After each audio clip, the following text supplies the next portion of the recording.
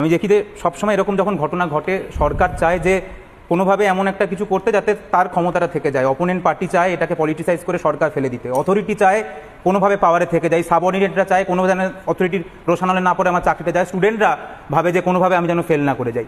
প্রত্যেকে যদি এরকম ভাবে তাহলে এই মেয়েটি যে এই অকথ্য যার উপর অত্যাচার হলো, যেটা স্পষ্ট এই যে তুমি ইনজুরি রিপোর্ট দেখাচ্ছিলে, এটা তো নর্মাল নয়। এটা তো বোঝা যাচ্ছে যে তাকে মৃত্যুর আগে তাকে এটা তো নর্মাল নয়, জাস্ট গিয়ে এটা তো কেউ করেনি, এটা তো তার উপর শেষ কয়েকটা মিনিট তুমি ভাবতে পারছো যে কী হয়েছে তার উপর।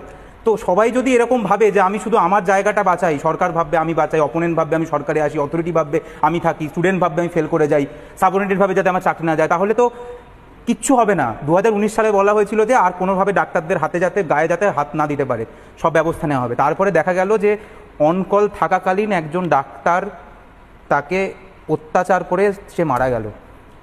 আমি জানি না এরপরে যদি যে অ্যাকচুয়ালি দোষী সে যদি শাস্তি না পায়, তাহলে ওই আমরা যে ছোটোবেলায় পড়তাম ওই অন্যায় যে করে আর অন্যায় যে সহে তবু ঘৃণা তারে যেন তৃণ সমদহে, ওটা আমরা শুধু ভাব সম্প্রসারণের নম্বর পাওয়ার জন্য পড়িনি। আমি জানি না, আমার মাথাও কাজ করছে না। তবে আমি জানি না পুনর্জন্ম বলে কিছু আছে কি না। আমি চাইবো পুনর্জন্ম যাতে না হয়, কারণ আমরা সোসাইটি হিসাবে ফেল্ড।